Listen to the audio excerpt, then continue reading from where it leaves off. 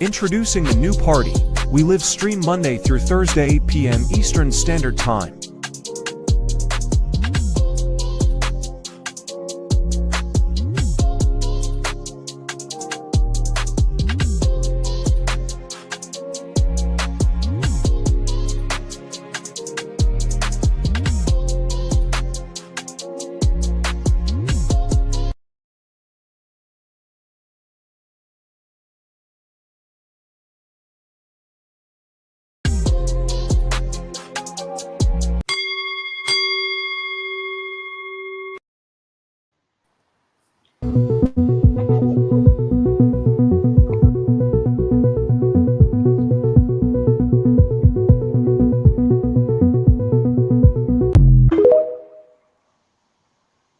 Party.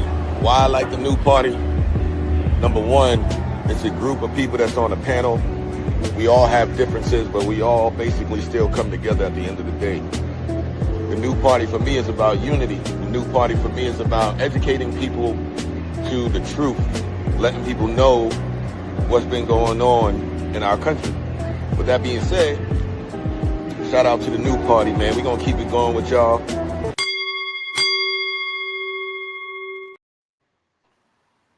Welcome to the new party. I'm Nora Christine. I'm Gray Mars. I'm Skeptic. And I'm Enzo. And we have a very special guest this evening, running for Congress, Bernard Taylor. Bernard, let everybody know what specific area you're running for and about your platform. So, good evening, everyone. My name is Bernard Taylor. I am running for Congress in Florida Congressional District 21. For those of you guys who are unfamiliar with Florida, Florida Congressional District 21 represents St. Lucie County, Martin County, and Northern Palm Beach County. Awesome. So we're so excited to have you, Bernard.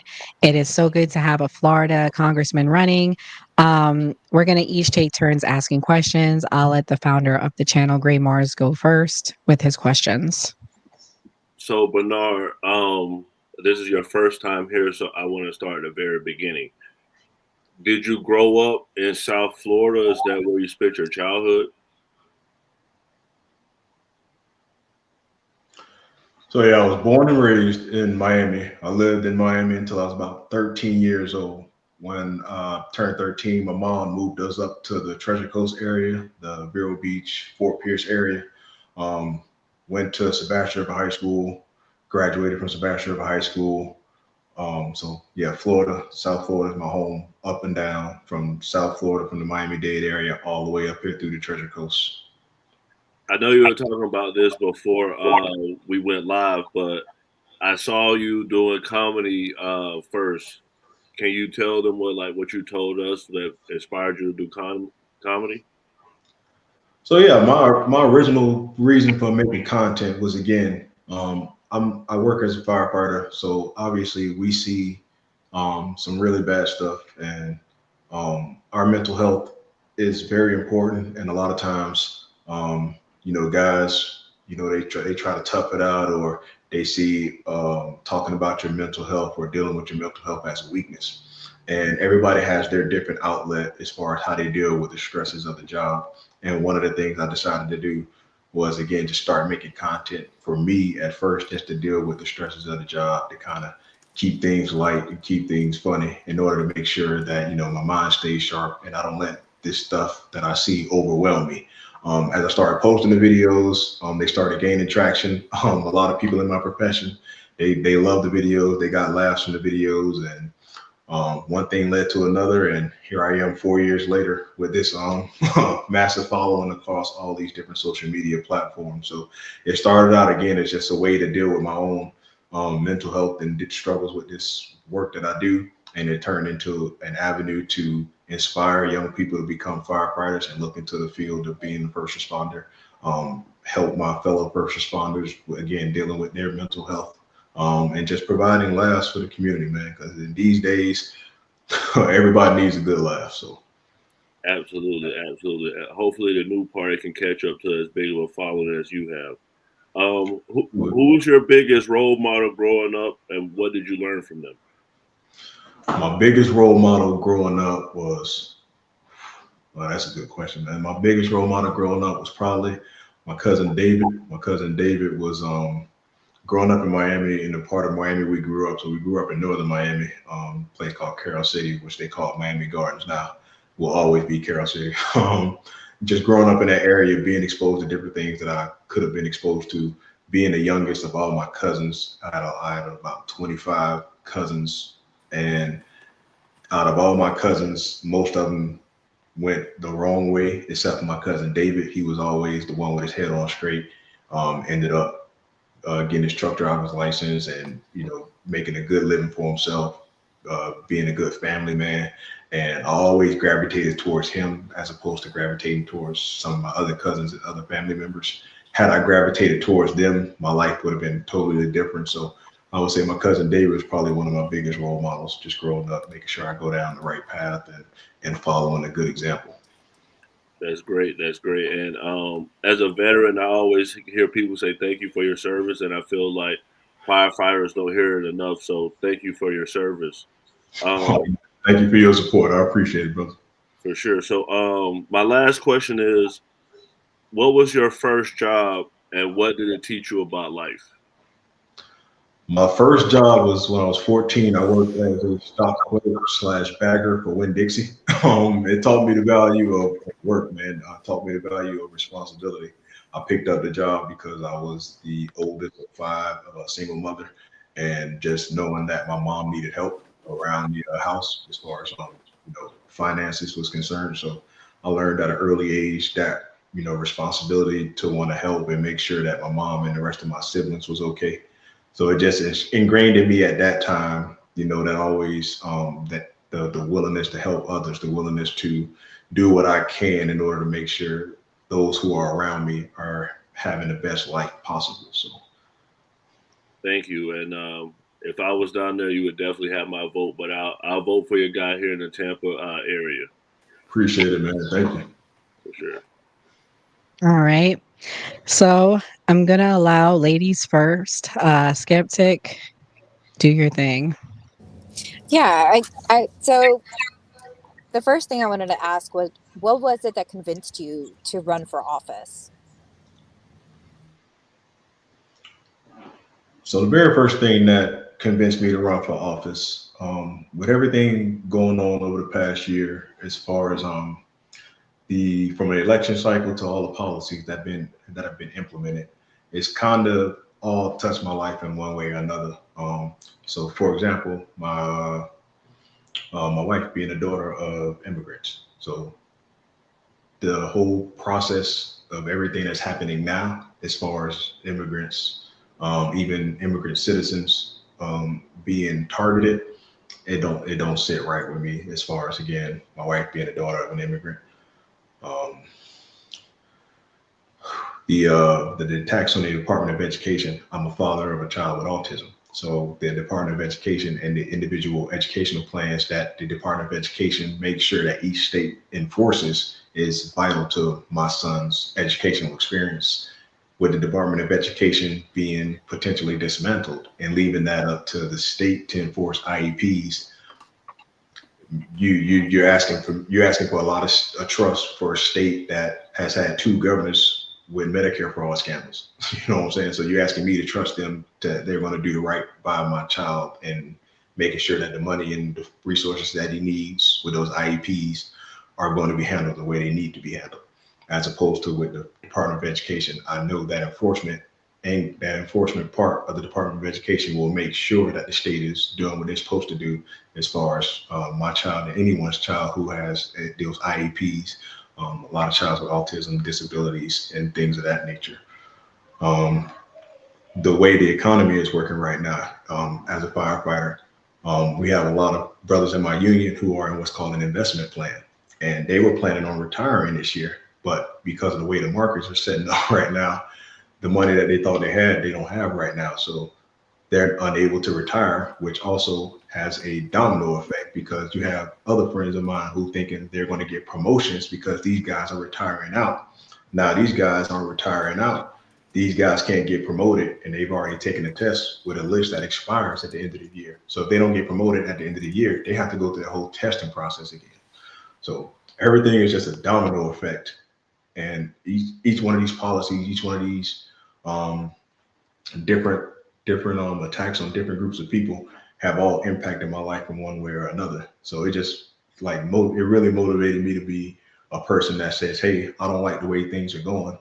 Why don't I try to be somebody that makes the change and go up there and see what I can do and answer the call. Awesome. My second question is I speak with a lot of younger Democrats, and they tend to have a lot of frustration, pent up frustration towards the Democratic Party. A lot of them don't know exactly how or what they can do as far as change goes. What would be the best advice that you can give a young Democrat as far as politics goes, what they should do and how they should become active in their community? Be involved. Don't be apathetic. Don't You have to get involved. And if you don't like the way something is going, be the change. Find out how to run for office. It doesn't have to be at a federal level. It could be at a local level. You have school board elections, you have city council elections, you have state representation. You have all these different ways you can get involved. If you don't like the way something is going, if you don't like the way you're being led, if you don't like the people that are in charge, be one of those people. Step up to the plate if you can. And if you don't feel like you're a person that can step up to the plate, make sure that you're spreading the message to those you're in your age group. Try to talk to them, see what their needs and concerns are. And again, you want to make sure you are encouraging people to become registered to vote. We don't have, especially in my area right now, there's about 80,000 unregistered voters in my district alone. A lot of those are younger people. They're just not even registered to vote. So getting out there, making sure you're getting people registered to vote, whichever party, just making sure that they are being active participants in the political process and being able to make sure that you are explaining how things are working. Because a lot of times, especially with these big policies and bills, there's a lot of reading to do. And we live in an age right now, right? Everybody's very much short attention span. So find a way to make sure that you're able to educate your friends and educate your community in a way that they can consume it in a way that they can understand it. And again, you have to be presented in a way that it's not preachy. You don't want to be seen as coming down on people just because they're not registered to vote or they're not into politics. You have to get people motivated. You have to get people engaged. You have to get people willing to want to be involved. You can't be preaching and running down people's necks. You gotta really find a way for them to be able to digest things, and then find a way for them to be able to consume them and understand them, and then activate, mobilize, and energize them in order to get involved.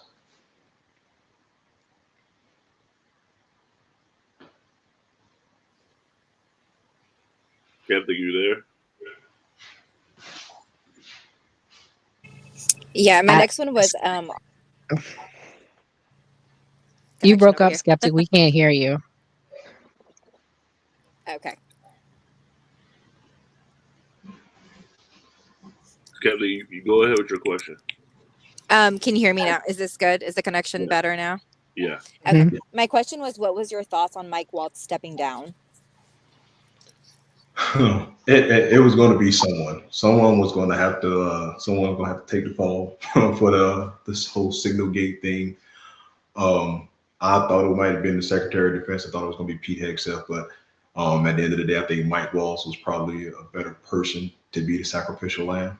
And the fact that he's now getting the UN ambassadorship, it's kind of funny when you have Elise Stefanik, who that was her goal, and now to see someone that got the national security role and now is going to be the UN advisor, and you not even get a shot at it, has to be eating her up. But again, I knew once that the whole Signal thing happened, and then once you saw that his Venmo was public, he had all these access to different reporters, I knew right then and there it was only a matter of time before he was going to get thrown on the chopping block. So it happened a lot sooner than I thought it was. I thought it was going to be a little bit more, resilient as far as like not wanting to do it just out of being resistance to it.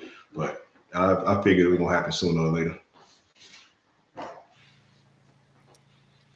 That was really my last question. I just wanted to say thank you for running for office. I push for younger Democrats to try and do a change in their, in their community. So I feel like you are exactly what we need, and we need more of that. We need more young people, running for office and trying to stand up and make a change. So thank you. That's all I have.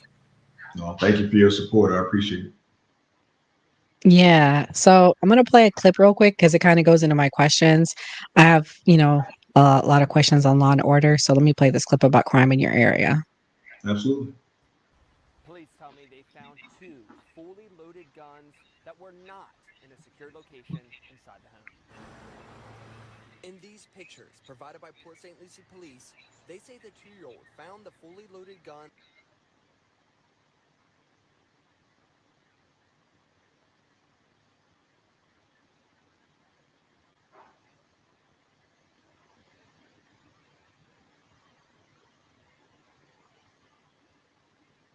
There's no sound.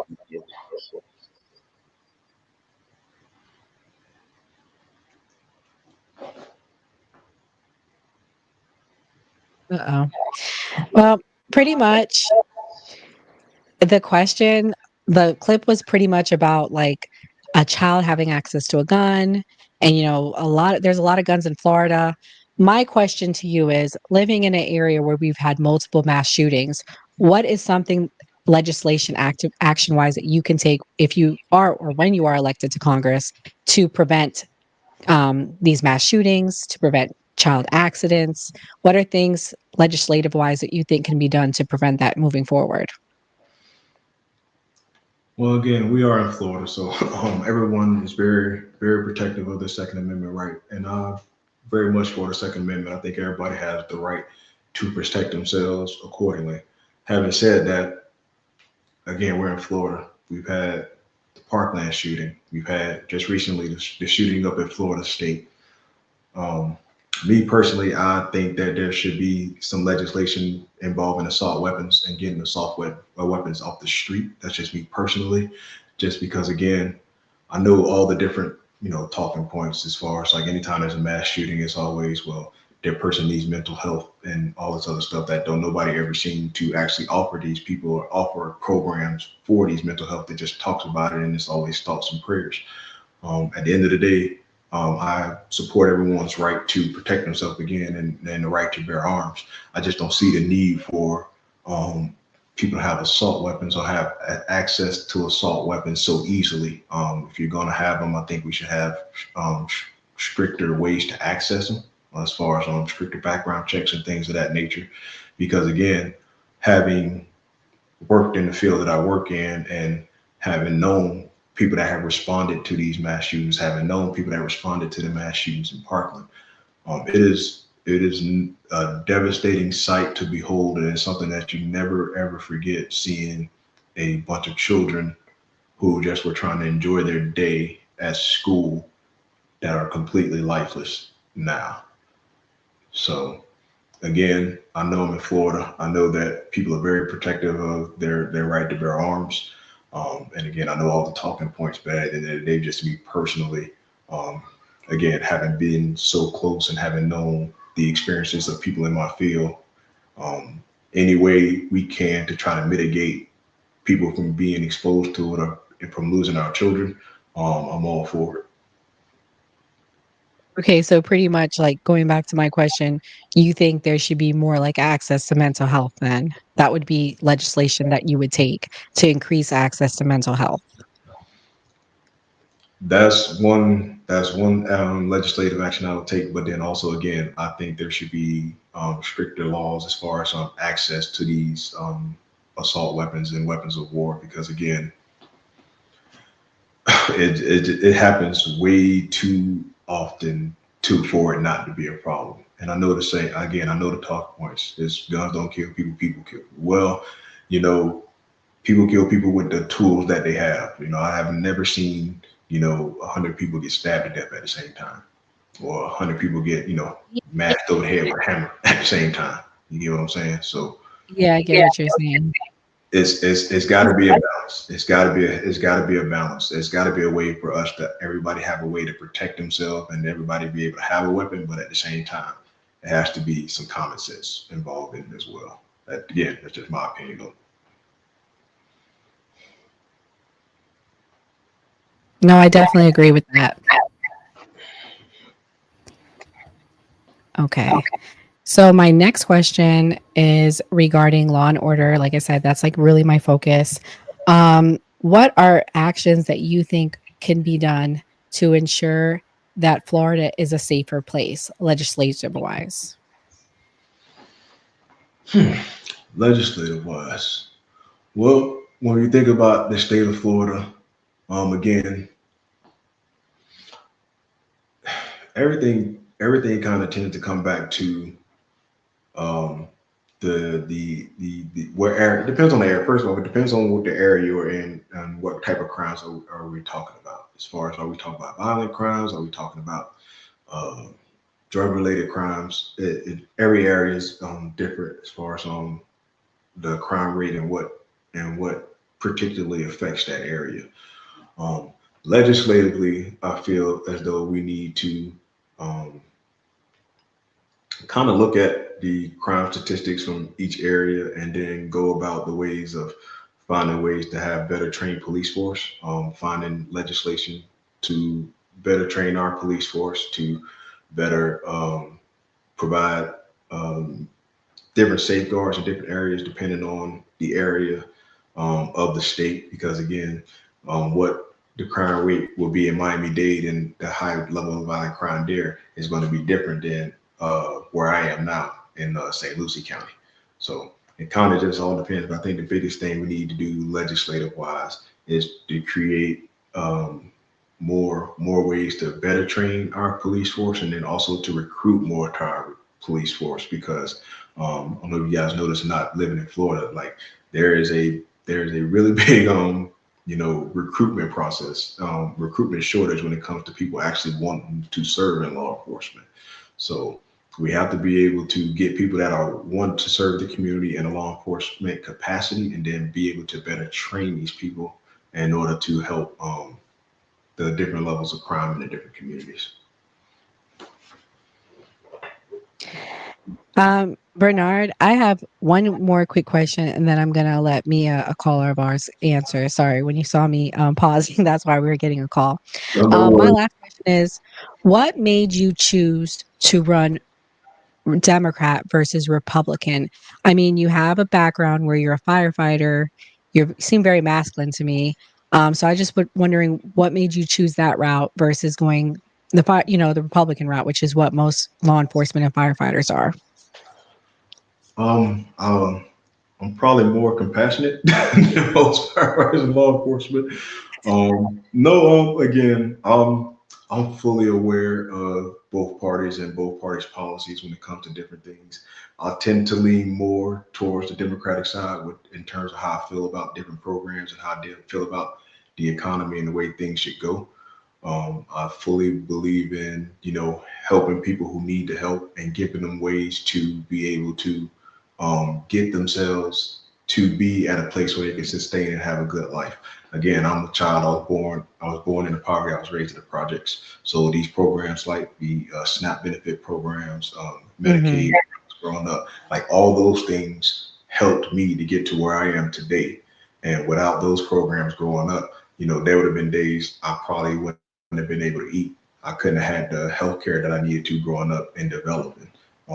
So I understand the need for those programs. I also understand the need for the entitlements that we pay into over this time. I understand how important it is for our seniors to have paid all their life and worked hard in life and paid into Social Security, for them to have that when they're ready to retire, for them to have the Medicaid and Medicare when they are able to retire.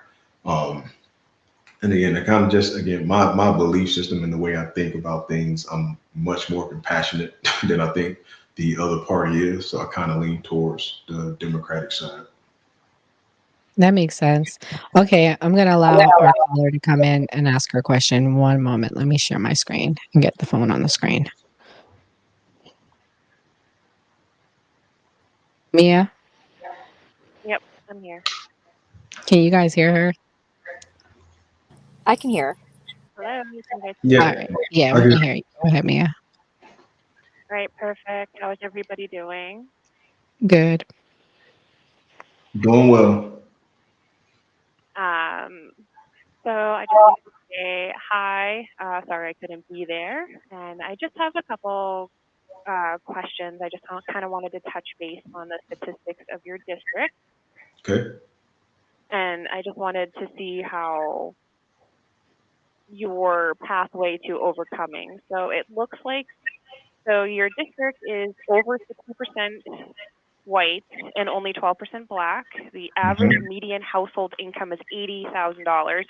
So it stands to reason that most people are not using SNAP, with a poverty rate of only 10% and the median value property rate of 400,000. And it's a heavily red area. And it looks like the last Democrat for Congress lost by about 105,000 votes. So my question to you is, how are you going to capture that 105,000 plus an additional 20 to 30,000 so you don't need a recount in a Gotcha. very heavily red area? Gotcha. So when you look at those numbers, for those who are not familiar with this area, the city of Jupiter is home to people like Michael Jordan, Tiger Woods, Serena Venus Williams. So looking at those income numbers, again, heavily skewed because we are in a certain part of this district home to a lot of millionaires and billionaires. As you look toward, as you look more at the numbers of this district in cities like Fort Pierce, cities like Indiantown, cities like Stewart, parts of Port St. Lucie, parts of Riviera Beach, out into the acreage. There are actually way more people closer to the bottom than there are to the top. Again, you just have cities like Jupiter and Palm Beach Gardens that have a high influx of high income earners that kind of raise the numbers a little bit. So the last voter turnout for the last election, the city of Fort Pierce, which is a predominantly African American community, they had 18% turnout. The African American community, the Latino community, the minority community as a whole here, they want to say they had close to about a 24% turnout. So only a quarter of the eligible voters turned out in this district. Also, right now, there are about north of 80,000 unregistered voters currently in this district. We all know that in a Okay. presidential election, in the midterms, the turnout decreases. And anytime Donald Trump's name is not on the ballot, the turnout decreases even more. Right now, I have a goal to reach. If we get about 180,000, we should win. There's a path to get that 180,000. It's again energizing and mobilizing these minority communities and these lower income Yeah. communities. And then also, again, there are 80,000 people that need to be talked to and need to register. So there is a path to win. This district used to be a blue district before redistricting. The lines were redrawn about 3 or 4 years ago. So this district was actually a Democratic district. So it is very possible to win. You just have to do what I'm doing now. Start early. I'm 17 months out. The last election, Yeah, I noticed. the candidate It who looked ran, like it had been redistricted a couple times in the last 10 years. yeah. So this used to be the candidate who ran in the 2024 election. I didn't even know his name until I got into the ballot box, which is a problem, obviously. Um, So I'm starting now. We're building great momentum. We're building the ground game. I'm able to go into these communities that, truth be told, honestly, when you think about it, you're going into these communities 2 months out from election, just knocking on people's doors.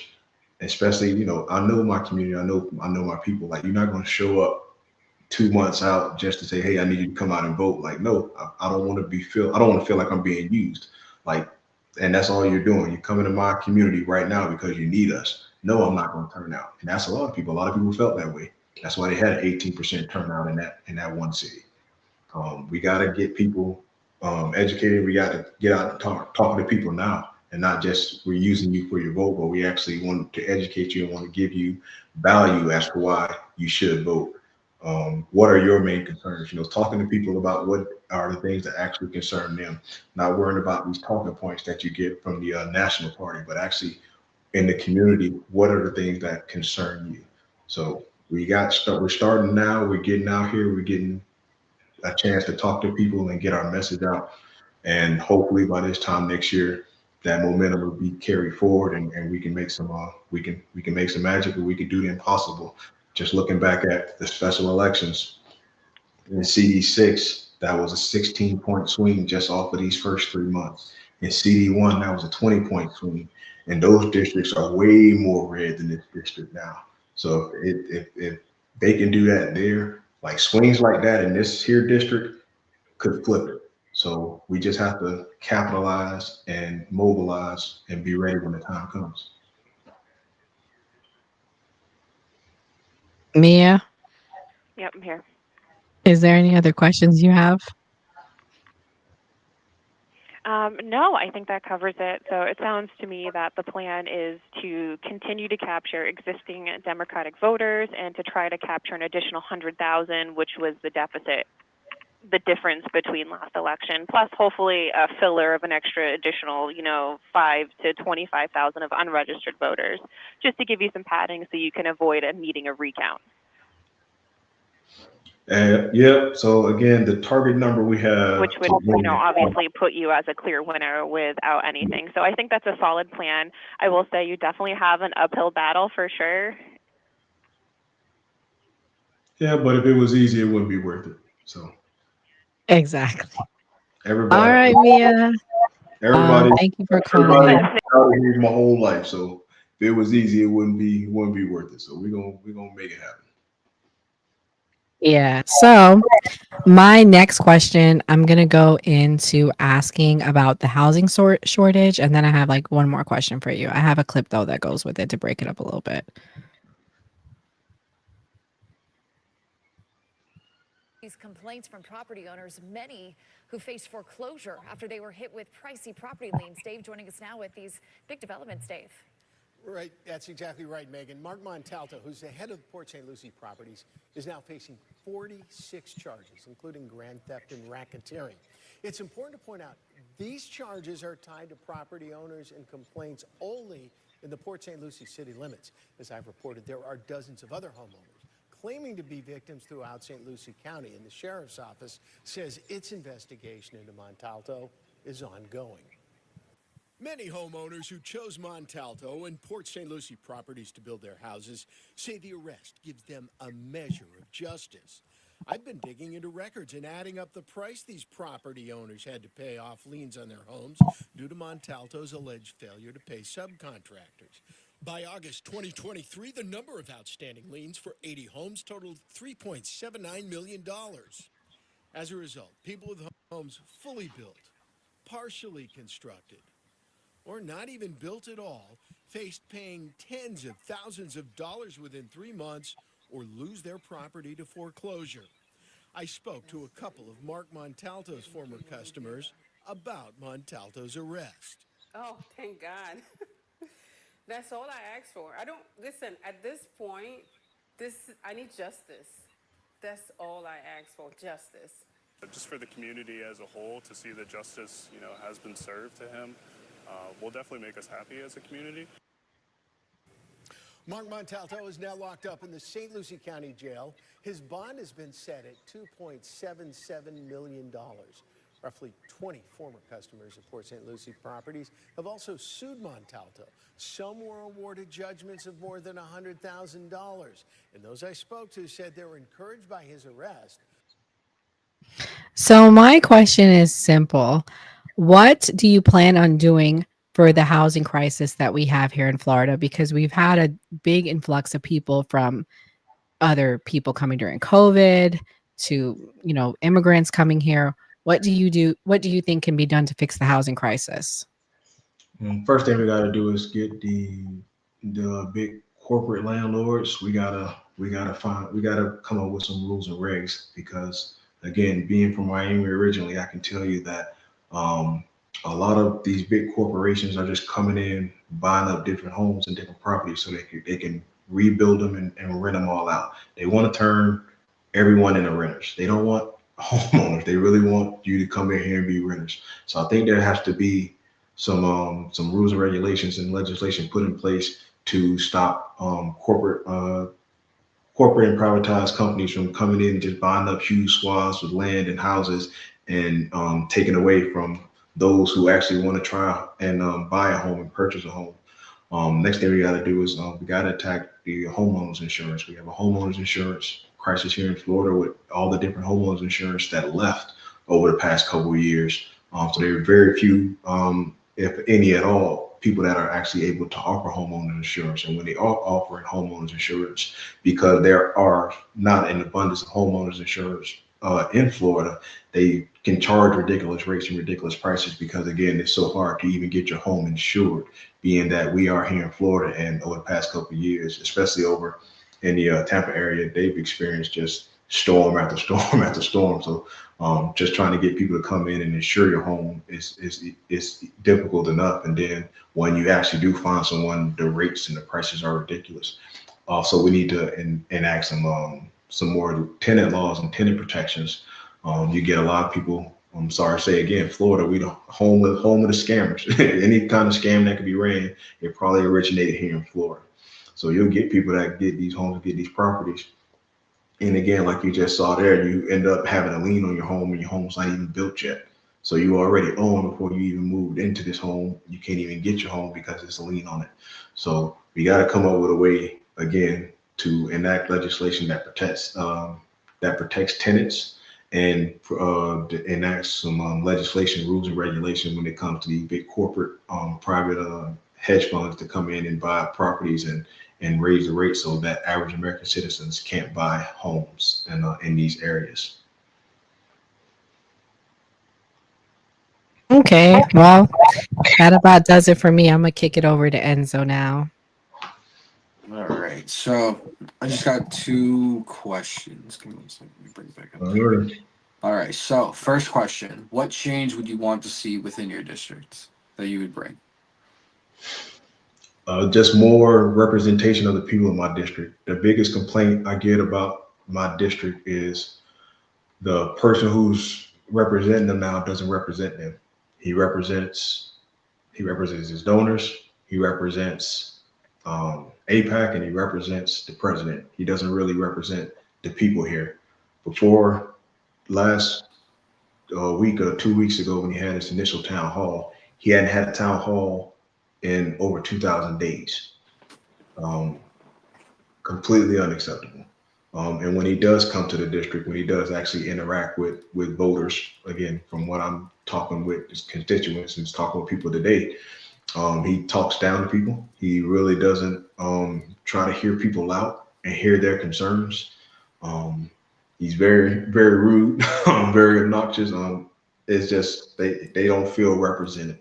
And a lot of it is, again, people don't really try to put up a fight because it's so heavily a red district, and he's come down here and they implanted him in this district, and he just wins off the strength of running as a Republican, not really for what he can do for the people of the district. So the very first thing and the main thing I think would be to establish myself as the person that actually is going to be for the people of the district and not for the people who are donating to my campaign or whatever the president says. Okay. And then my next question would be, what would your advice be to someone who's thinking of running for Congress someday? My advice, if you're thinking about running for Congress, just make sure that you got all your ducks in a row. You realize the amount of work it takes, the amount of time you have to be dedicated to running your campaign. But if you have the fire, if you have the determination, if you have the will and want to, absolutely do it. Because again, we need people that want to do the job and want to represent people and want to be here to help make this country the best that it can be. So anybody who's even thinking about it, look around, do your research, see if it's something that's for you, that fits your work ethic, your discipline, and your dedication, and then go for it. I mean, at the end of the day, the worst thing that happens is, you don't win an election and then you just move on. Okay. Well, thank you for that. And I wish you the best of luck. Bye. Yeah, appreciate it, man. Thank you very much. Anytime. Wow. I I have one last thing that I want to show you. Speaking of town halls, this was a town hall of our potential future governor, Byron Donalds. Let me show you this clip on how it went. The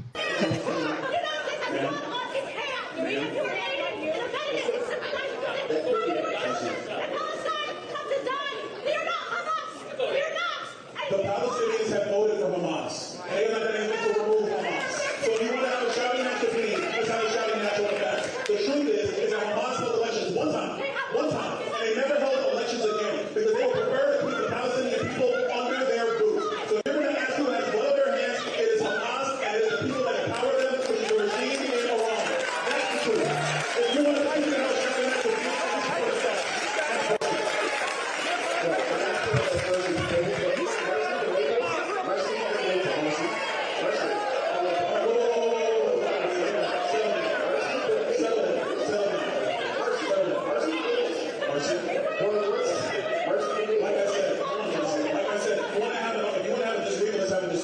but when you're going to stand and yell and disrespect everybody in this room because you think you're being heard, and let's be clear, you're not. Let's be very clear.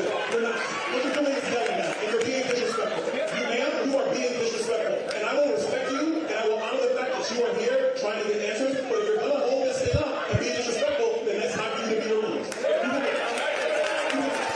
Because you are disrespecting everybody else in this room. You try to have answers and know what's going on behind the scenes. They did not come to hear you yell, man. They didn't come here for that. So that's there's so much you can say about that clip, right? How he responded, but my main question regarding that clip goes back to foreign aid. You mentioned APAC.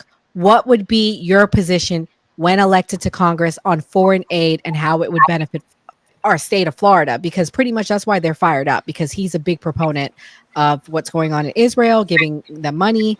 And it is, I mean, honestly, it is a position on what's your position? Should we keep sending money overseas? And it's not just Israel, but Ukraine as well. I just want to ask you that. Okay, so I look at it like this. When it comes to foreign aid, a lot of the power that we have as a country, especially when it comes to not just the Ukraine, Russia, or the Israel, Palestine, but the aid we provide to different countries gives us a soft power and a soft standing in the world. This is how we're able to have military bases in different countries all over the world, how we're able to get information from all of the countries all over the world. So there is definitely a benefit from being able to provide help and provide foreign aid to different countries.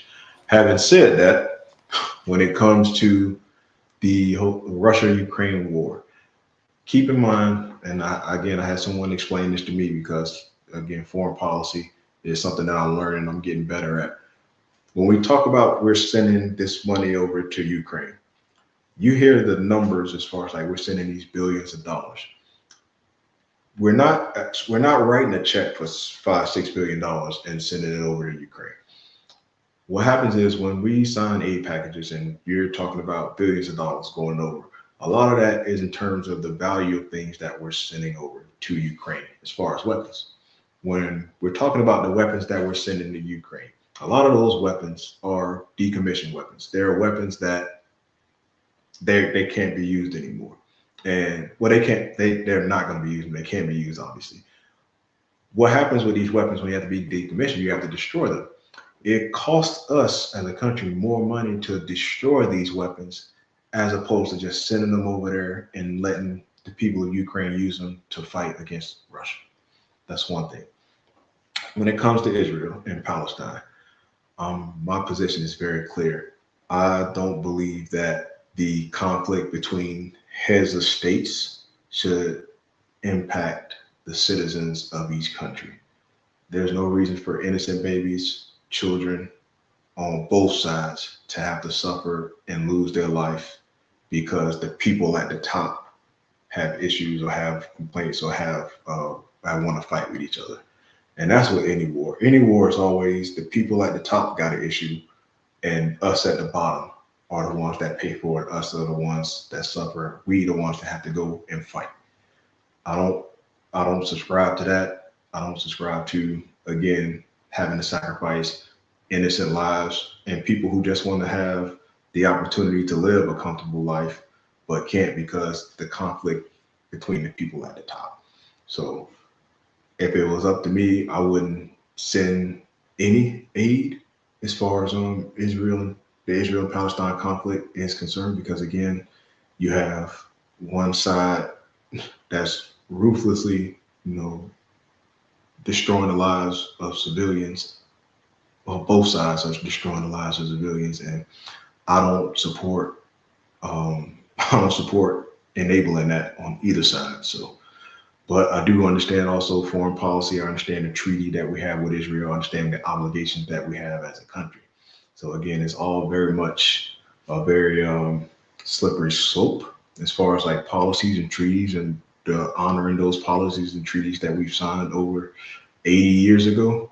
But it comes a point in time too where we should definitely, again, you gotta put the humanity back in these things at times and reevaluate certain situations. So a complicated scenario, not a simple answer, unfortunately.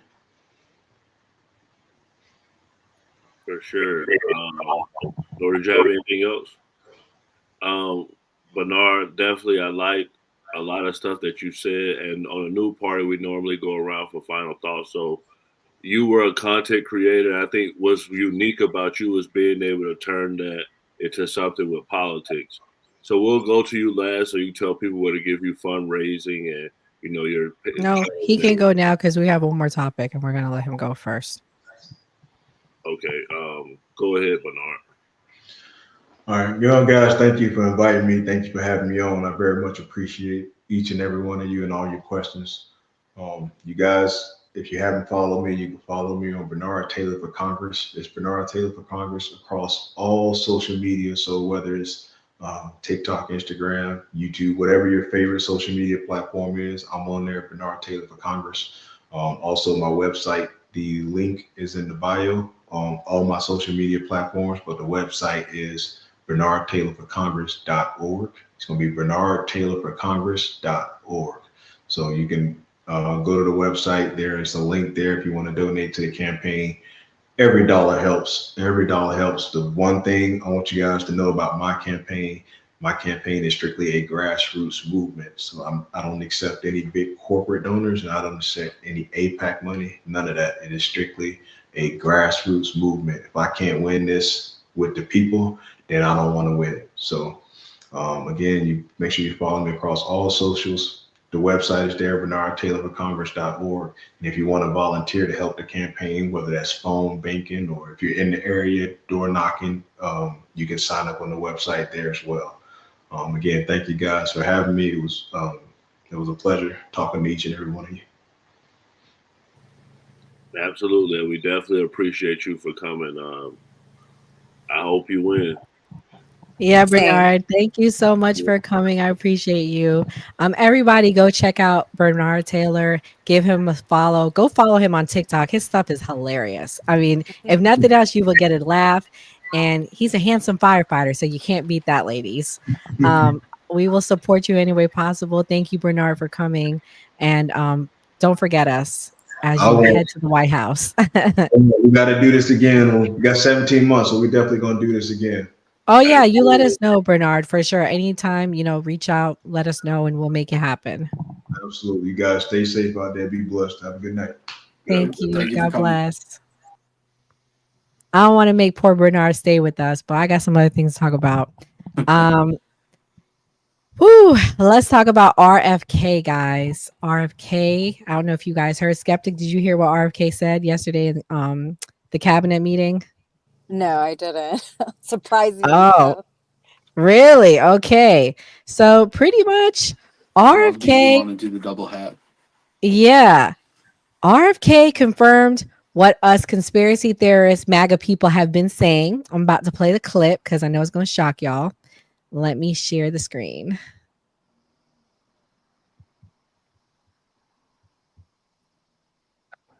We have ended HHS as the role as the principal vector in this country for child trafficking And during the Biden administration, HHS became a collaborator in child trafficking and for sex and for slavery. And we have ended that, and we're very aggressively going out and trying to find these children, the 300,000 children that were lost by the Biden administration. We have ended HHS. Did you guys just hear what he said? I want to make sure everybody heard it. Is he talking about Homeland Security? Yes. So That was part of like children trafficking, because I want to say that the average age of quote unquote underage people that were coming to the U.S. were like between 13 to 17. I want to say. right. So what happened is in November 2024. John Bender reported that a HHS whistleblower from the Biden-Harris administration claimed the administration had created a white glove delivery service in which the Department of Homeland Security took custody of unaccompanied alien children at the U.S.-Mexico border and then handed them over to the HHS. But they don't know where these children are. So he's trying to accuse them now of trafficking them. Skeptic, I see the hesitation on your face. What's your thoughts? I actually, I don't know if I should say this or not, because people have been telling me to stop saying information, but my family, my dad has worked with the Hispanic community since I was like a kid. Like my dad has been working together hand in hand with undocumented immigrants as I can remember. And I want to say that, so what happens is that when you come here and you're underage, you basically go through like this process where they will release you, because ICE facilities are detention centers, like they're jails. They're set up just like a jail. So a lot of the time they don't want to keep these kids, and they will release them to family members. Like if you can prove some type of relationship to this person, a lot of the time they'll let you go because the parents can't be contacted. So these kids have a person who responds for them. A lot of the time they will be US citizens. So they're not just like roaming around. I think it's a false narrative to like represent it in that way, because they are released to an adult that can somehow show a relationship to them and is a US citizen. And they have to come back and do checkups. I need to get, actually one of my friends that works with undocumented immigrants is going to do a live of people that are either in the DACA program or have become US citizens that have gone through that process. And a lot of them came underage, which they go through that process and then they have to, it's like a probationary type of thing. Like every 6 months or so many months, they have to come back into, like they have to check in with a certain official from Homeland Security. So I'm skeptical of this, but you know. Well, they say 291,000 children went missing. They don't know where they're at. I mean, then are they just not doing the checkups? Like, what? Why would they say? And this number was not from Trump's administration, though, Skeptic. This number was admitted by the Biden administration. Well, I'll tell you what happens. If I thought they were going to deport me like they have been doing to these people that are coming into checkups with immigration, I also would go missing and I wouldn't register myself. And I'm just saying, Biden wasn't deporting people like that, though. So what would the reasons be for that?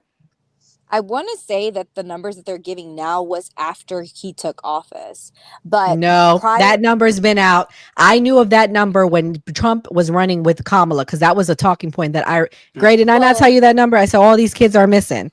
Conservatives were saying that they were missing, but in reality, at that point, they could track those kids down. Those kids were coming into the immigration office and they were checking in.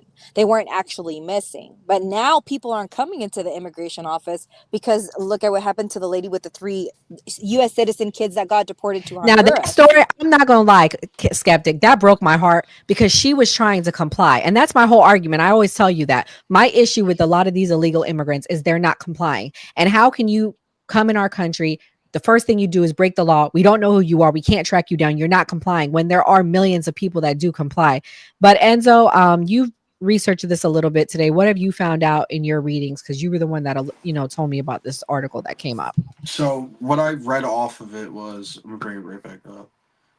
Because it was sent to me by one of my supporters. What was his name? Sorry, I told him I was going to give him a shout out. So, and it's a real, it was a real Department of Justice release. It wasn't just some Rumble thing or anything like that. Nope, this was right on there. My buddy Trailblazer 5D 1988 sent it to me right through Discord. This is right from.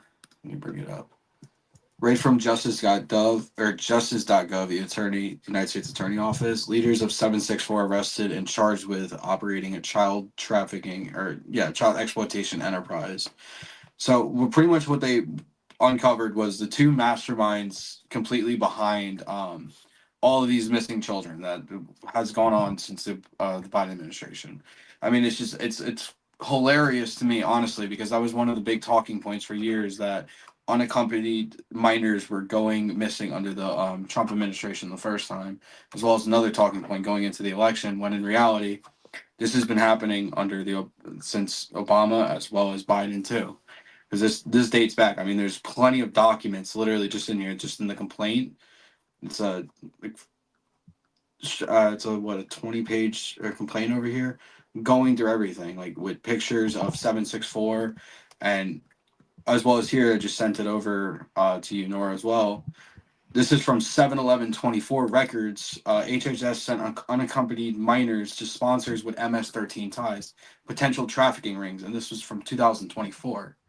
So I mean, this is nothing new. I mean, we've been calling it out. Like, yeah, we've been called conspiracy theorists and acting all crazy for it, but this has all just been, it's been right in our faces in the media, and the administrations are just completely straight up lying to us about everything. So I mean, we need more conspiracy theorists nowadays, because we're just getting proved right every single day with everything that comes out. I will say, if the proof can be, like, if they can, come up with the proof, those people should be arrested, and that should be investigated. They have the proof. I'm about to pull it up now. Hold on, I didn't I'm saying I don't agree. Yeah, no, like, I know, I'm waiting for you. It doesn't matter to me where you fall on the political spectrum. If you are doing things that are, gross and that are, I agree with you against, 100%.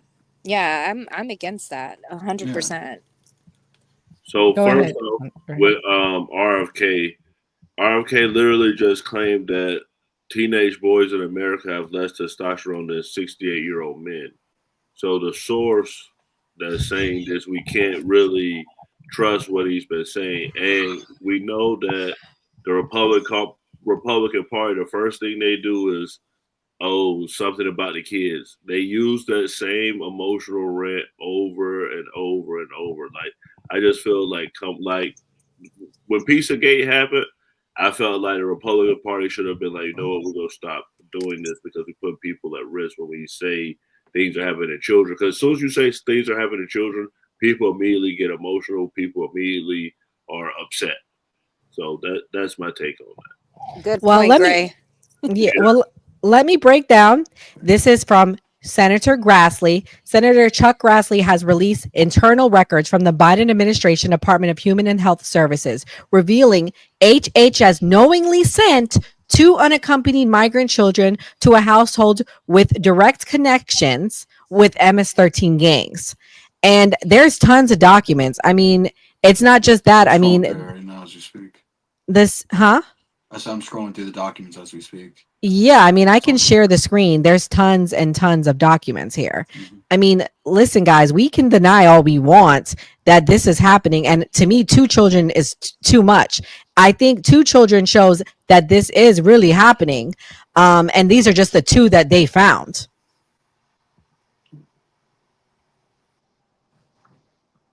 I mean, this is the whole report right here. I'll send it to you, Skeptic, so you can take a look on your off time, or when you have a moment. But I mean, do you think they're making these up? Like, what do you guys think? Because I mean, I feel like anything from Trump, no offense, you guys don't believe on the left, and I understand why, because he lies a lot, and I can't say he doesn't lie. He does, but I mean, this is his administration saying this. So, like, what would it take for you to believe that MS-13 is really here? That is really a threat? Or do you acknowledge that, but you're saying it's not that big of a threat?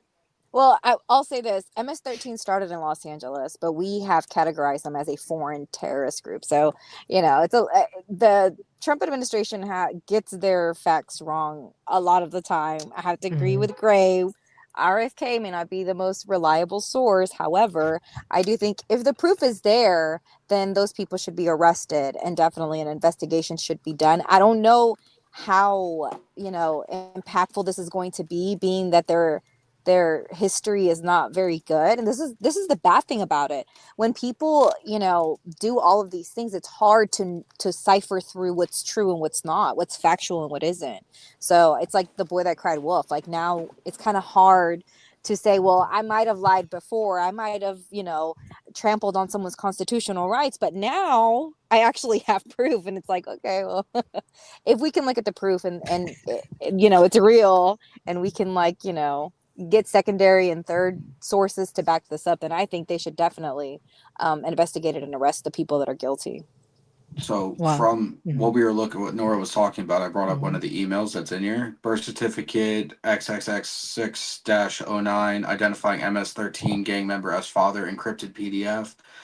Right here's the email. Good morning, good afternoon, Beatrice. I hope your day is well. As per Richard Zapta, attached below to find out the critical information needed to hold the release of UC redacted 620 UC redacted was admitted to Fort Bliss S on 3/18/21, date of birth, yada yada yada.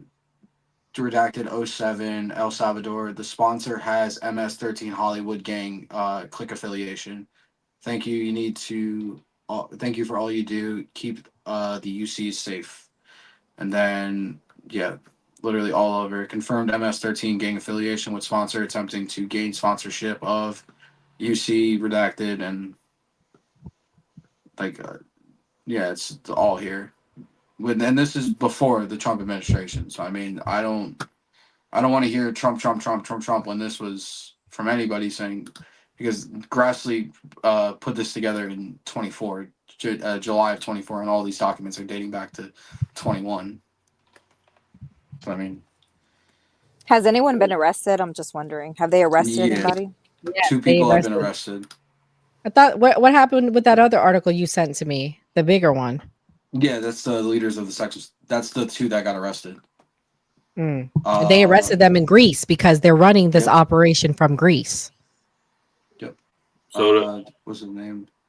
So to answer your question, as far as about does the left care about this, or does this really exist?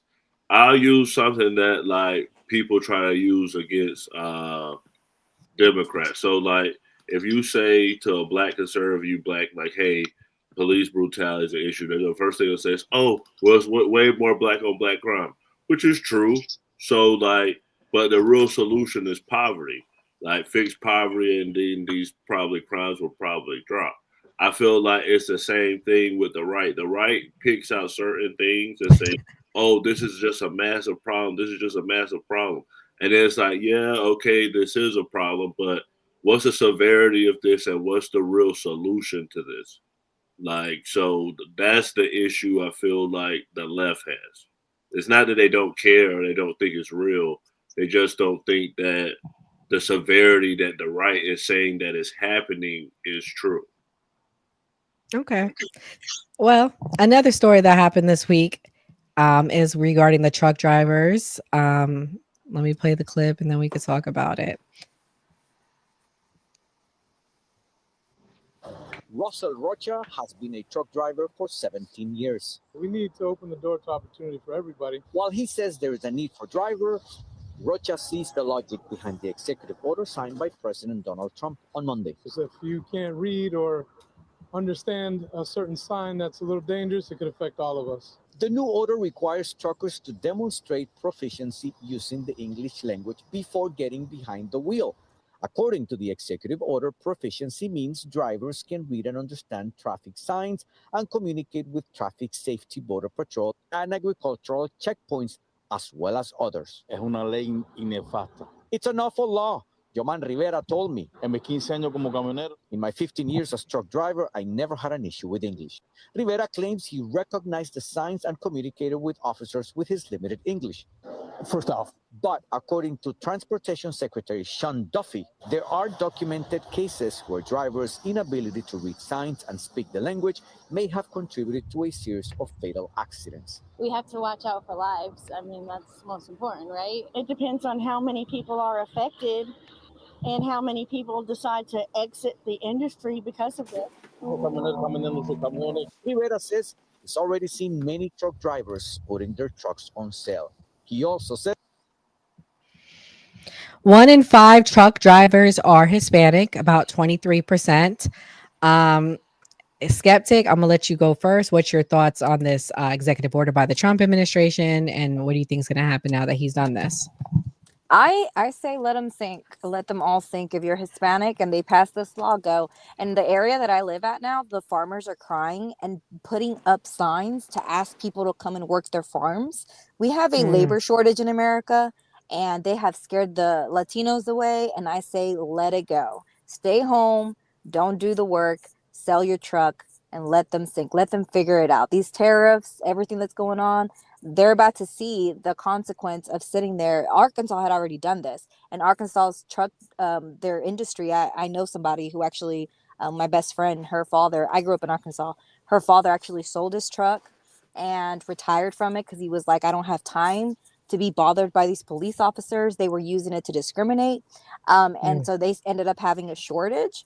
We have a labor shortage already. And in my area, I'm starting to see it come to pass. And let me tell you, I'm not going out in the farms. I'm not going to pick anything. I'm going to let that crop go to waste and let those trucks sit there, sell them off, let people figure it out, because we don't understand just how important people are into the industry when it comes to construction, when it comes to farming. But you know what? If this is what America wants, I say let them have it. Wow.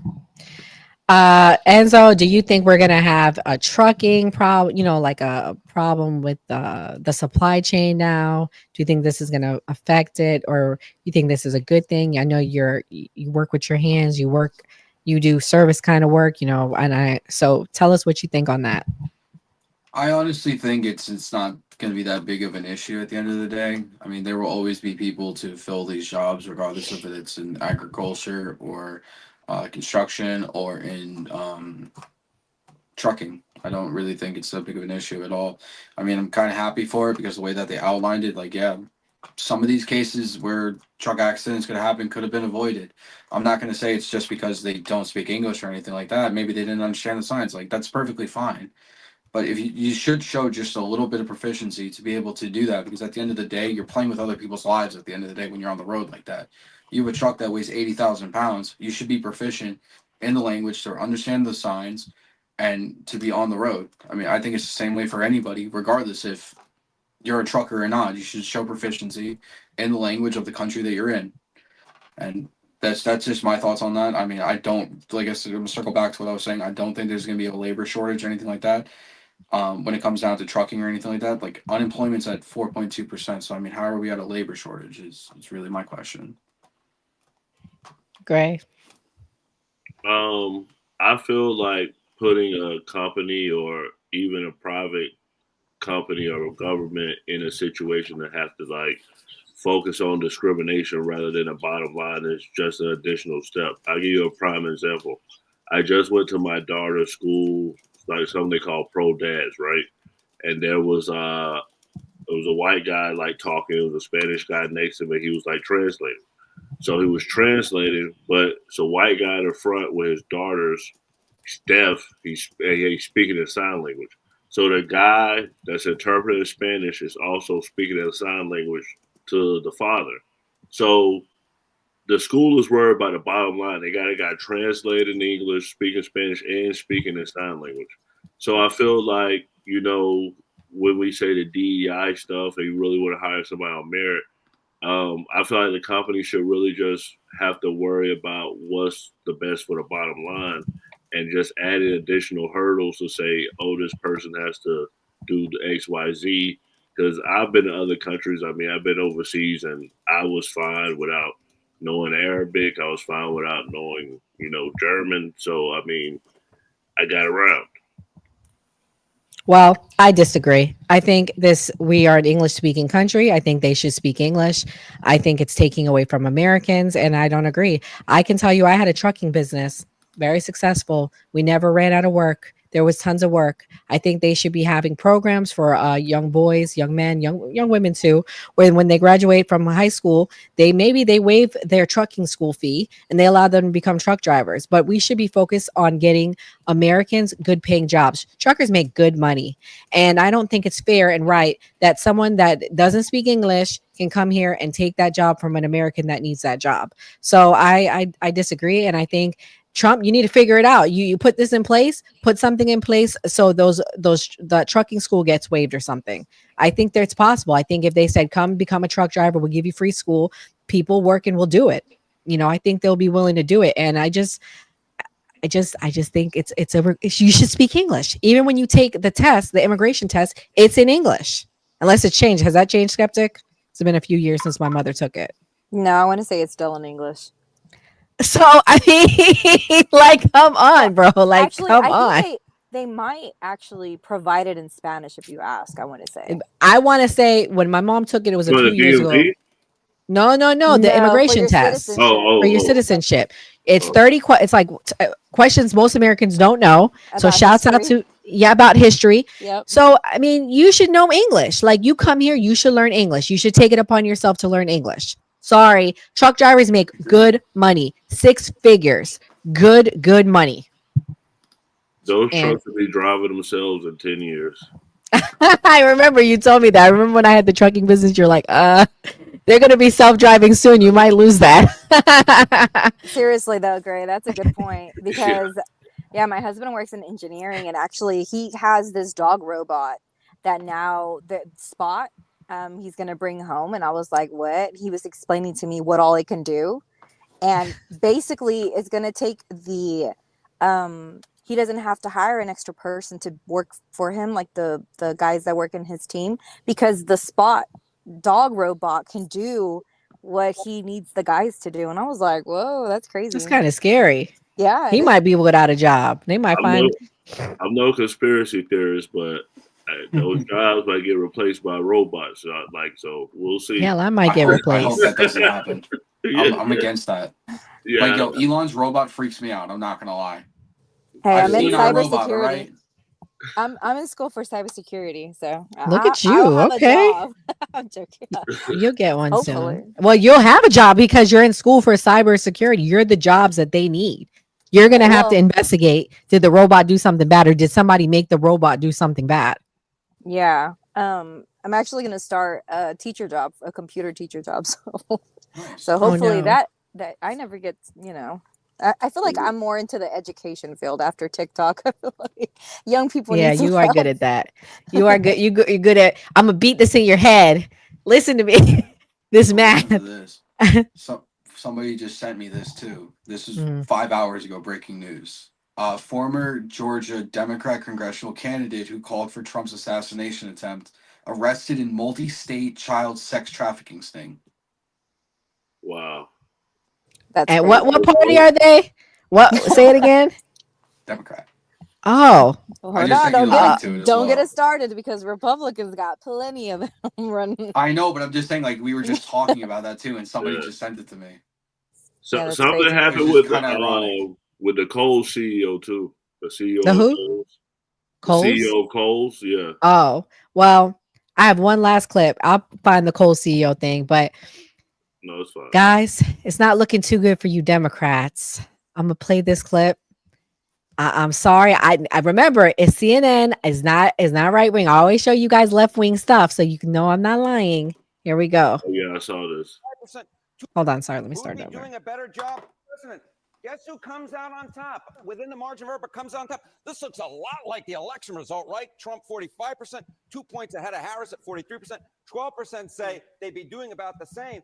But this is the key nugget here. It's not just about regretting that vote. It's literally saying who would be doing the better job right now. And Trump continues to score a higher percentage of the vote than Kamala Harris. This looks a heck of a lot like the election result. We have just seen this in poll after poll after poll.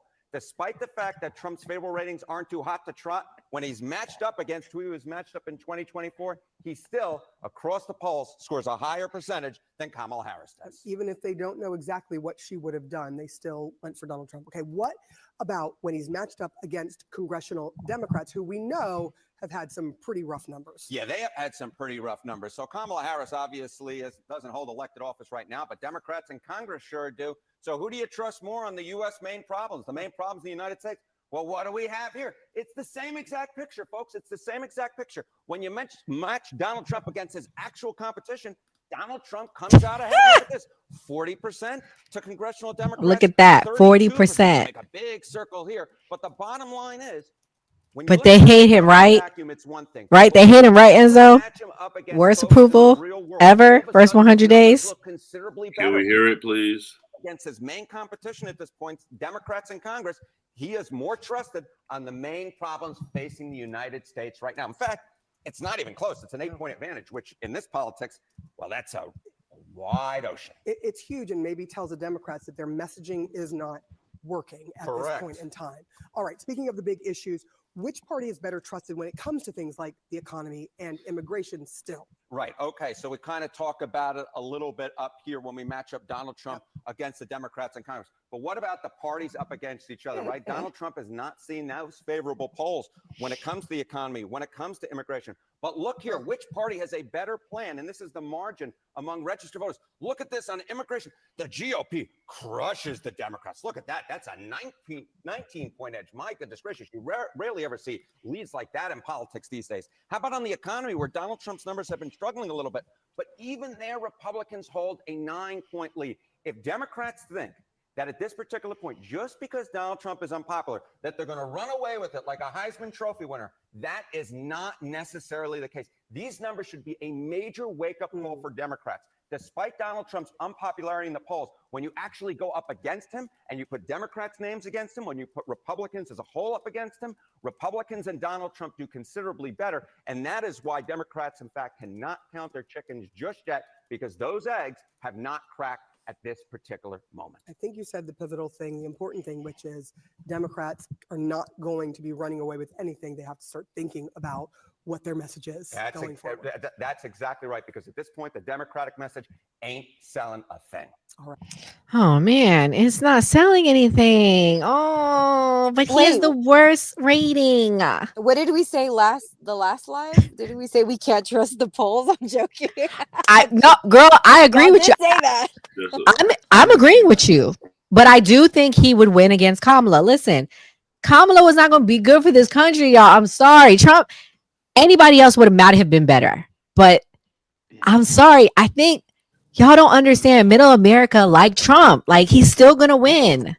I think this is sad. And honestly, until the shelves, which they will, start going empty because of the tariffs and all of I do agree with you. The global trade will be going down and we will be having empty shelves. And then we can look at the polls that I think people, I realize this from talking to people like all the time. They don't think like 5 steps ahead. It's like right now and like how I benefit right now and what I see right now. And they want a digested message. It's one thing that I always tell like in my groups when I'm talking, I'm like, yo, they want you to break it down to simple A plus B equals C. Don't make it too difficult. And maybe Democrats, we make it too hard to digest, or we like, you know. You want to know what it is, Skeptic? The culture stuff. People did not like that stuff, Skeptic. I'm gonna be real with you. That until we hungry, like you said, paying more, we still stand by what we did. Maybe then we'll say, well, maybe the trans in sports was okay. Maybe that was okay. But I'm telling you, people are happy. Things like the English speaking thing, things like the no men and women sports. I'm telling you, people are still on that high. Enzo, do you agree or disagree? You're on lives like Skeptic.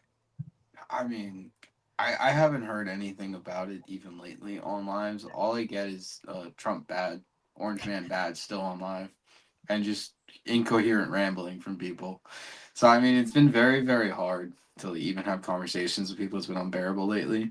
But, I mean, with the whole shelves and everything like that, I was at the port yesterday because I'm an electrician, so we had a job on the port, literally. And I was asking around. I was like, I was told from the news that there's no ships, in the ports or whatever. Every single slip was packed. They're like, no, it's a normal day. Like, there's 10 other ships waiting to come in for us to unload. We can't unload fast enough. And then today I'm reading on China, China's unloading their ships in their docks as they sit right now because they're not shipping anything over. China's economy is tanking right now. China's absolutely going to break before our shelves go bare. That's what China it's going to has come made down to. they've made agreements with Canada, Mexico. So a lot of the oil that we were buying from them is now going to be shipped to Canada, and Canada has made an agreement with them for energy because they were providing us with energy. So I really, when it comes to the ports in California, I want to say that is where I've been reading a lot of of the ships that have come and they're empty and they're not, like, some of them aren't even being shipped out anymore. I want to say I need to speak to one of my family friends who actually he actually works in logistics now, but his family actually owns a business. Like, they'll import everything for you, and now he does the logistic part of it. I need to ask him what the update is on it. I had talked to him a while back, and he had explained some stuff to me when it comes to imports and exports, when it comes to tariffs, because that at that point the Trump administration was arguing that the exporter pays the tariffs, and I was like grilling him about it. So The I importer need to, pays it. We all know that. yeah, but first, when the Trump administration had came out, remember, even Carolyn, Yeah, I know. they had said that. So I don't know. And I rolled my eyes and said, "You guys are fucking idiots." At the end of the day, it's simple economics. Everybody knows that. Yeah, Like, it's so I either, guess we'll like, have to see. I'm gonna grill him for it. They probably misspoke. Like, let's be honest, because Caroline just says what they tell her to say. I don't take the press secretary's word for everything. I don't. That's the last person I'm gonna take their word on. Like, I'm gonna circle back. Like, I'll hear what she says, and go to the media, see what they're saying, and then circle back and be like, she fucked up or she's right. That's exactly what I'll do with her. Gray, what's your prediction? What are you thinking with what's going to happen next? So what I would say is, like, the reason the Democrats are so unpopular is because, like, the election wasn't that long ago. Trump's only been inaugurated for like 4 months, so 5 months, about to be 5 months. So, like, of course, the Trump voters aren't really like ready to like say, "Oh, I regret my vote," because he's failing like so fast. But something I never talk about that people never look at with Trump is that Trump had Elon Musk on the White House lawn, so that's climate change. Trump was literally talking about raising taxes on the rich. Now he did tariffs and billionaires are losing money. So Democrats talk about taking money from people. So Trump is doing, I don't know if it's intentional, but Trump is doing things from the Democratic like playbook. So what can they really say as an alternative when Trump is doing things that Democrats would do? What could Trump say that Democrats would do? No, I'm saying, like, okay, like, Democrats are the climate change people, right? Mm-hmm. Trump is hanging out with Elon Musk. Elon Musk is the main climate change person. Right. Trump is like doing the tariff stuff. Billionaires are losing money. The Democrats want to put taxes on billionaires, but the billionaires are actually hurting right now. So, like, Trump has done some things that make it where Democrats really don't have a talking point to say, "Oh, like, this is the I solution." see. So, What are they going to do to delineate themselves? You're saying from Trump that the voters want, yeah, because their main thing is taxing the rich. right? And supposedly Steve Bannon told Trump to do it, but he said, no, we're not going to do that. But the tariffs in some way is a tax on the rich in some form because they own the corporations. So it's like, what I'm saying is he's taking some of the wind out of their sails as far as their platform on what they can actually say. And he's trying to get rid of, I'm hearing a rumor that he's trying to think, the reason why they're doing so many cuts with Doge is they're trying to get rid of the IRS, the IRS taxes. So that's what the goal I'm hearing is. So if he does that, I think JD Vance is a shoo-in for 2028. He said JD Vance is his heir. He said somebody else is his heir. Well, the Republicans? I don't feel like no Republican would be able to have as much charisma as Trump. I'm a Democrat, and I would rather meet Trump than Obama and Bill Clinton. So, I mean, like, it's kind of like a personality thing. I think that, like, Trump is, like, funny and stuff like that. I always say that. Like, so he's an entertainer. Yeah, exactly. He was a real estate mogul, but he really made himself when he was an entertainer, pretty much. Exactly. He's just an outspoken person. Yeah, people want to watch it. Yeah. I mean, like, it's just like. But I think the Democrats are doing a good job by making people know they're angry. You heard your boy Bernard Taylor. Let's take a look at some of the protests. Like, you guys are protesting everywhere. Oh, wait, that's not it. Technical difficulties, please hold.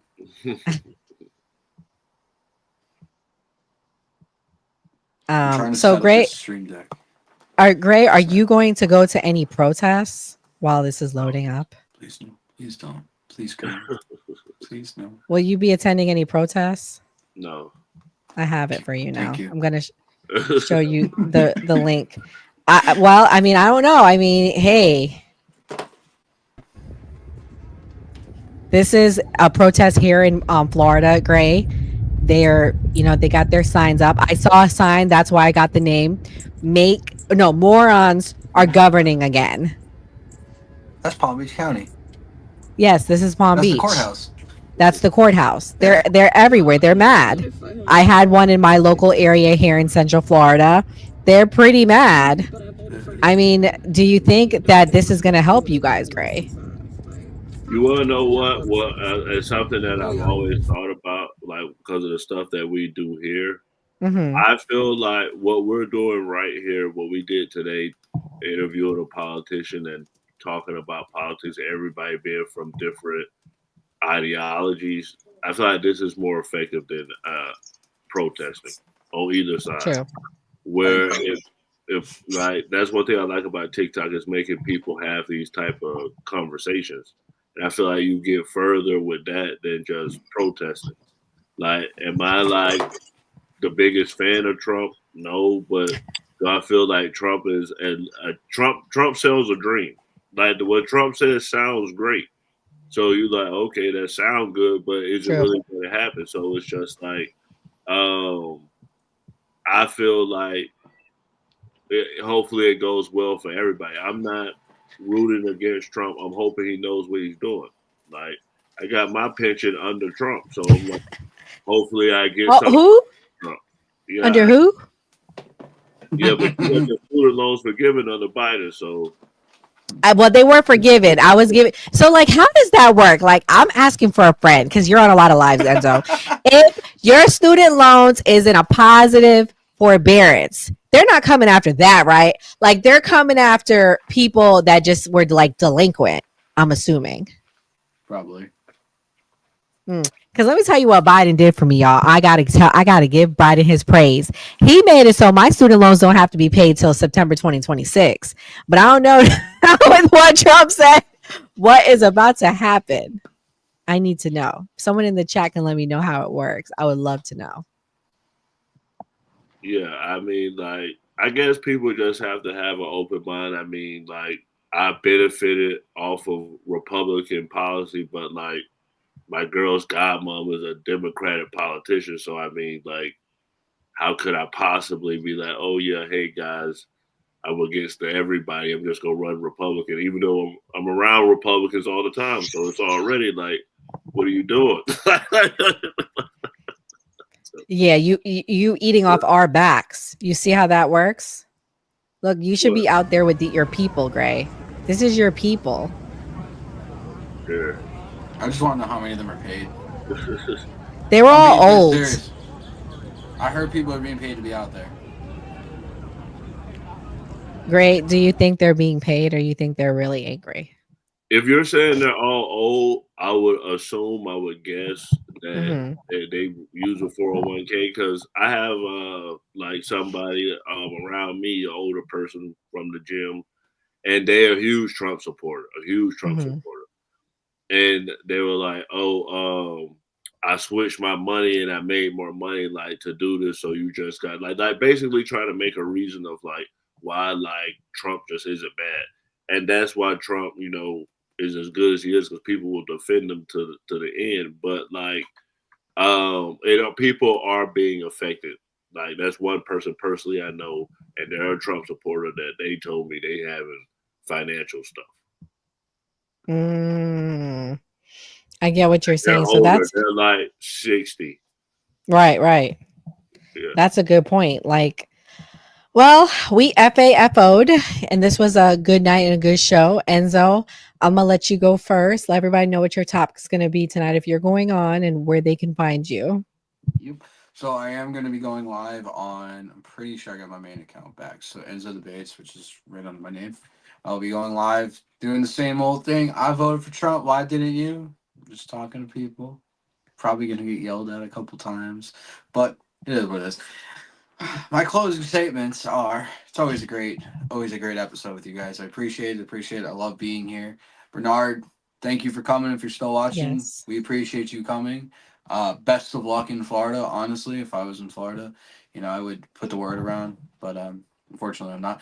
But then again, like I said, best of luck. I'd love to see some change from the Democratic Party. Maybe you could actually kick them into gear and get their polling numbers up. But thank you. Yes, I agree. Gray, it was a chill night tonight. What's your thoughts, Mr. Co-founder or founder, I should say?